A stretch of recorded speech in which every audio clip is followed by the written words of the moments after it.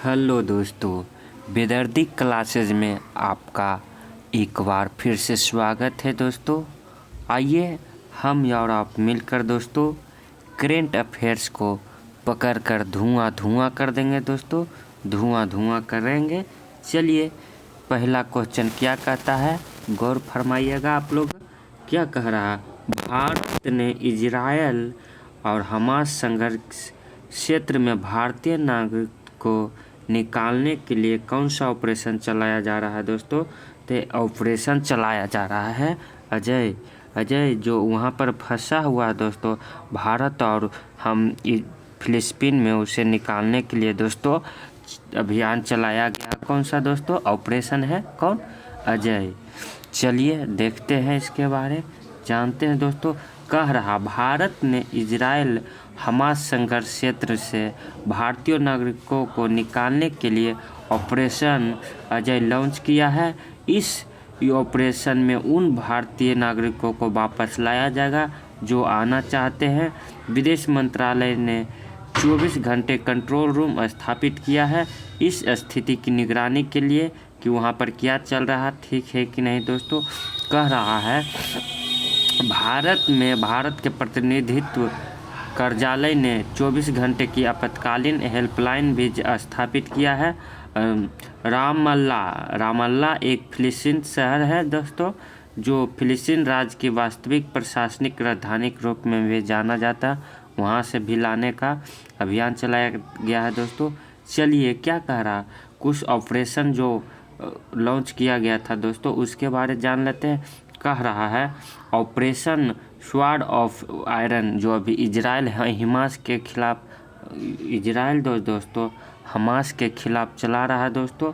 Operation Kaveri Sudan में फंसे भारतीय नागरिकों को निकालने के लिए चलाया गया था। ऑपरेशन दोस्त भारत सरकार द्वारा भूकंप प्रभावित तुर्की और सीरिया के में चलाया गया था। ऑपरेशन गंगा यूक्रेन से भारतीय नागरिकों को निकालने के लिए चलाया गया था। ऑपरेशन अलर्ट बीएसएफ द्वारा भारत पाकिस्तान सीमा पर सुरक्षा बढ़ाने के लिए चलाया गया है। और ऑपरेशन सजग जो है भारतीय तटरक्षक बल के द्वारा चलाया गया है। ऑपरेशन गरुड़ सीबीआई ने ड्रग नेटवर्क को समाप्त करने के लिए चलाया था दोस्तों। चलिए, अब इजराइल के बारे थोड़ा सा जान लेते हैं दोस्तों। देखिए, इजराइल की राजधानी यरूशलेम है, राष्ट्रपति इसहाक हर्जोग है और प्रधानमंत्री बेंजामिन नेतन्याहू है दोस्तों। यह पश्चिम एशिया में एक देश है दोस्तों, पश्चिम एशिया में पड़ता है ये देश दोस्तों। ये देख रहे हैं दोस्तों, ये इजराइल का नक्शा है दोस्तों, ऐसे करके इजराइल है, ये ऐसे करके इजराइल दोस्तों।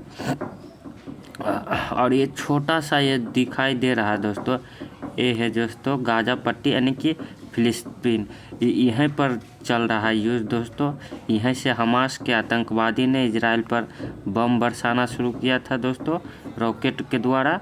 और इसके चलते यहाँ पर भी ये लेबनान देश है, ये भी जो है दोस्तों जो इजराइल पर दोस्तों फिलिस्तीन के साथ देने के लिए यहाँ से भी बम चलाया जा रहा है। तो इधर भी चल रहा है, इधर भी चल रहा है। बड़ा मार मारेगा फिलिस्तीन को दोस्तों, इजराइल बड़ा मार मारेगा, लेबनान को भी मारेगा, देखिएगा आने में सुनिएगा दोस्तों। चलिए, ज़्यादा समय ना लेते हुए अगला क्वेश्चन की ओर मूव करते हैं दोस्तों। यदि आप मेरे चैनल को लाइक सब्सक्राइब शेयर नहीं किए हैं तो ज़रूर से ज़रूर लाइक सब्सक्राइब शेयर करें तो। चलिए, अगला क्वेश्चन क्या कहता है देख लीजिए। कह रहा कि गंगा डॉल्फिन को किस राज्य सरकार का जलीय जीव घोषित किया गया है। तो आपका प्यारा उत्तर प्रदेश दोस्तों, जो गंगा डॉल्फिन को अपना राष्ट्रीय जलीय जीव घोषित किया है। चलिए देख लेते हैं। यहाँ पर दोस्तों जो इसका घोषणा योगी आदित्यनाथ के द्वारा ऑफिशियल रूप से किया गया है दोस्तों। और गंगा डॉल्फिन को बोला जाता है दोस्तों, वैज्ञानिक है प्लेनिस्टा गैंगेटिका है दोस्तों वैज्ञानिक नाम। गंगा डॉल्फिन मुख्य रूप से उत्तर प्रदेश गंगा, यमुना और चंबल, घाघरा और गेरुआ नदियों में निवास करता है। ये दोस्तों मीठा पानी में निवास करता है, खारा पानी रहेगा वहाँ पर डॉल्फिन निवास नहीं कर सकता है दोस्तों। चलिए, कह रहा भारतीय वन्य जीव अधिनियम 1972 के तहत डॉल्फिन का शिकार करना प्रतिबंध कर दिया गया है दोस्तों। कह रहा बिहार के भागलपुर जिले में विक्रमशिला गंगा डॉल्फिन अभयारण्य की स्थापना की गई है और राष्ट्रीय स्वच्छ गंगा मिशन द्वारा प्रतिवर्ष 5 अक्टूबर को गंगा डॉल्फिन दिवस के रूप में मनाया जाता है। गंगा डॉल्फिन की खोज आधिकारिक तौर पर वर्ष 1801 में किया गया था दोस्तों। देखिए, गंगा डॉल्फिन कहाँ कहाँ पाया जाता है, तो भारत में पाया जाता है, नेपाल में पाया जाता है और बांग्लादेश में पाया जाता है। गंगा, मेघना और ब्रह्मपुत्रा नदी पर पाया जाता है। गंगा डॉल्फिन केवल मीठे पानी में रहेगा, ये तो आप लोग जानते हैं दोस्तों। और दोस्तों डॉल्फिन जो दोस्तों डॉल्फिन दृष्टिहीन होता है, यानी कि उसको दिखाई नहीं पड़ता दोस्तों। मेरी गंगा मेरी डॉल्फिन 2023 का थीम था दोस्तों। और इसको देखिए, राजकीय पशु एवं पक्षियों के बारे में कुछ जान लेते हैं दोस्तों। देखिए, आंध्र प्रदेश का पक्षी है, राजकीय पक्षी है नीलकंठ दोस्तों। और पशु में हो जाएगा काला हिरन। अब बिहार के है घरेलू गौरैया, जिसको चिड़िया बोलते हैं दोस्तों। और पशु है गौर। छत्तीसगढ़ का है दोस्तों पहाड़ी मैना और इसका पशु है जंगली भैंसा। झारखंड का है कोयल और हाथी है उसका पशु दोस्तों। और केरल का है ग्रेट हॉर्नबिल और वहाँ का पशु है हाथी। कहरा मध्य प्रदेश का है साहिल बुलबुल और बारहसिंगा वहाँ का पशु है। उत्तर प्रदेश का है सारस दोस्तों। और दलदली हिरन, जिसको बारहसिंगा बोल सकते हैं दोस्तों, ये है उत्तर प्रदेश के पशु। चलिए, ये रहा आपके सामने धीरे धीरे आगे की ओर बढ़ते हुए, ये रहा आपके सामने तीसरा नंबर क्वेश्चन दोस्तों। क्या कह रहा है, भारत के आयुष शेट्टी ने BWF विश्व जूनियर चैंपियनशिप 2023 में कौन सा मेडल जीता है, तो ये मेडल ब्रॉन्ज मेडल जीत लिया है दोस्तों। ब्रॉन्ज मेडल जीत लिया गया है इनके द्वारा। चलिए देखते हैं इसके बारे में यार क्या कह रहा है दोस्तों। भारत के आयुष शेट्टी ने US के स्पोकेन में आयोजित BWF विश्व जूनियर चैंपियन में कांस्य पदक हासिल किया है। कह रहा है चैंपियन में स्वर्ण पदक इंडोनेशिया के अलबी फरहान ने जीता है। और बैडमिंटन विश्व कप महासंघ की स्थापना हुआ था 1934 में। मुख्यालय है कुलालमपुरा और मलेशिया में पड़ता है। इसका 194 देश सदस्य है और यह अध्यक्ष है पॉल एरिक होयर लार्सन, जो डेनमार्क के हैं दोस्तों। चलिए कुछ स्पोर्ट के करंट अफेयर्स के बारे में जान लेते हैं। क्या कह रहा है, क्रिकेट को लॉस एंजिल ओलंपिक 2028 में शामिल करने की तैयारी है। सात्विक चिराग BWF रैंकिंग में भारत की नंबर 1 जोड़ी बनी हुई है। और नवंबर 2023 में अयोध्या में राष्ट्रीय तीरंदाजी चैंपियनशिप आयोजित किया जाएगी। और सात्विक साईराज चिराग की जोड़ी ने एशियन गेम्स 2023 में बैडमिंटन में भारत का पहला स्वर्ण पदक दिलाया है। और हरमनप्रीत लवलीना बोरगोहेन ने एशियाई खेल में 2023 के ओपन में सेरेमनी भारत के ध्वजा बने थे दोस्तों।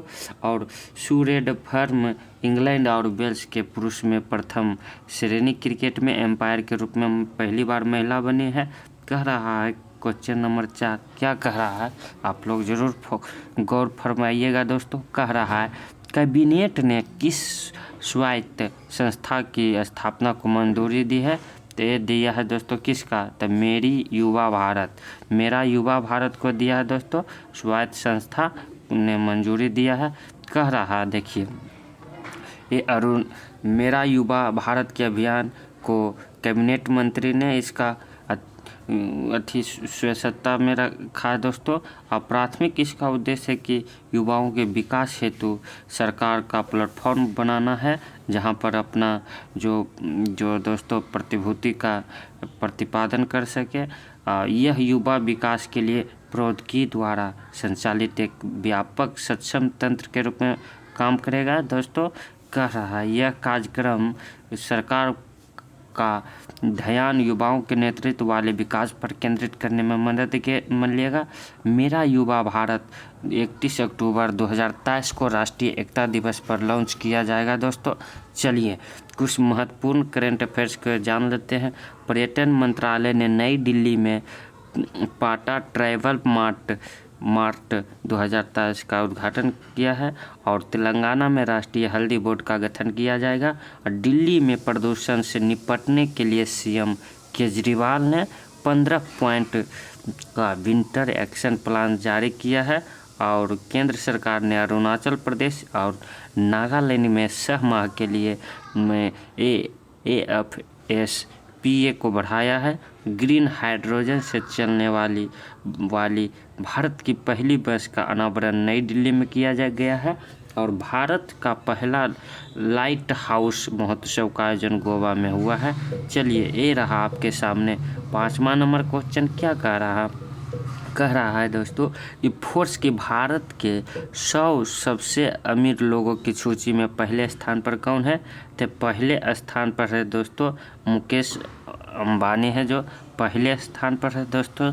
देख लीजिए, फोर्ब्स ने भारत के 100 सबसे अमीर लोगों की सूची प्रकाशित किया है। इस लिस्ट में पहला स्थान पर रिलायंस इंडस्ट्री के चेयरमैन मुकेश अंबानी का है। दूसरा स्थान गौतम अडानी का है दोस्तों।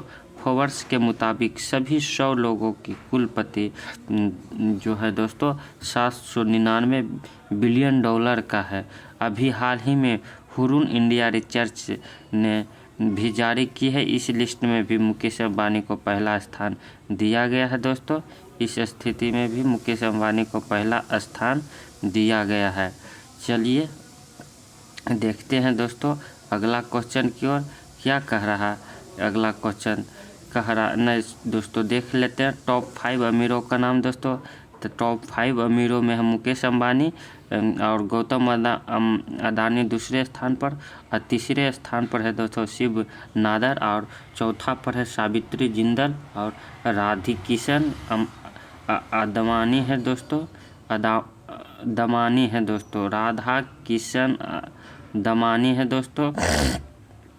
चलिए फोर्ब्स के बारे में कुछ जान लेते हैं। फोर्ब्स इनकॉर्पोरेटेड एक निजी स्वामित्व वाली प्रकाशन एवं मीडिया कंपनी है। प्रमुख प्रकाशन एक द्विसाप्ताहिक पत्र का फोर्ब्स है। मुख्यालय न्यूयॉर्क है और पहला प्रकाशन हुआ था 1917 में किया गया था। देखिए, Indo American chamber of commerce के राष्ट्रीय अध्यक्ष कौन बने हैं? तो दोस्तों ये बन गए पंकज बोहरा बन गए हैं। पंकज बोहरा ने Indo American chamber of commerce के राष्ट्रीय अध्यक्ष का भूमिका संभाली है।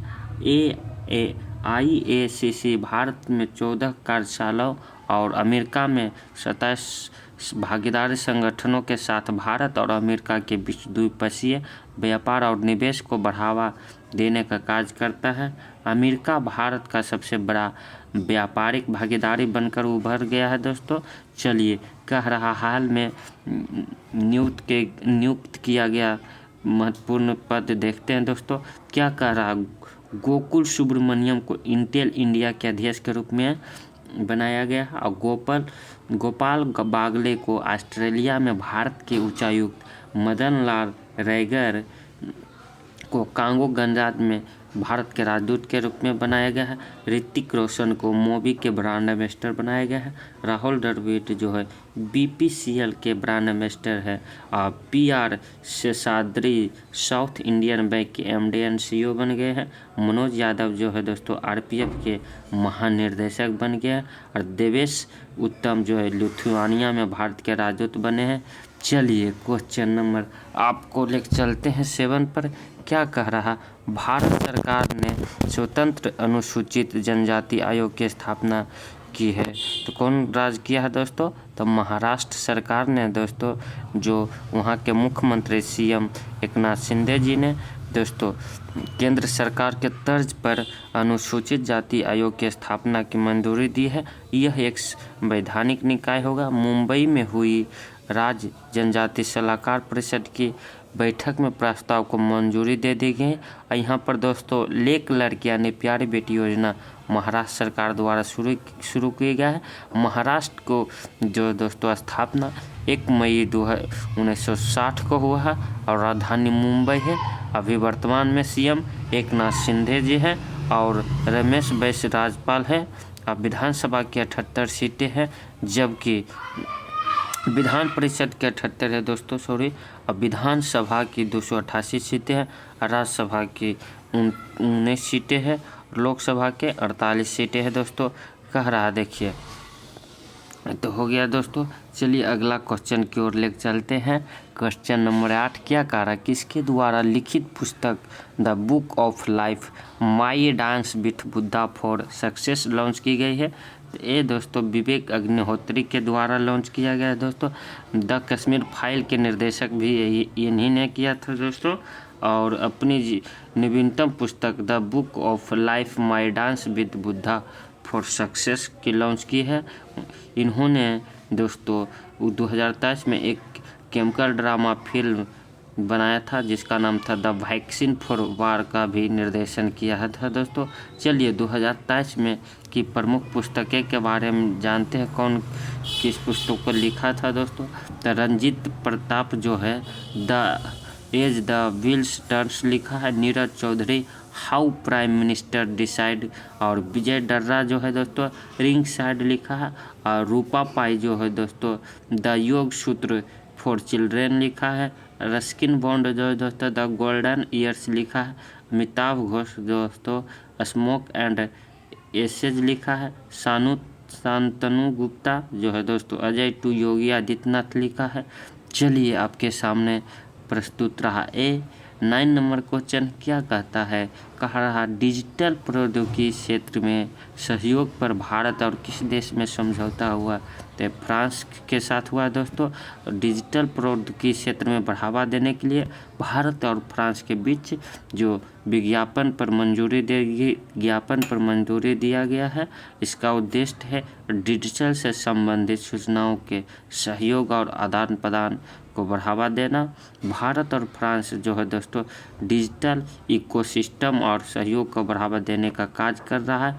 फ्रांस के बारे में जान लेते हैं दोस्तों।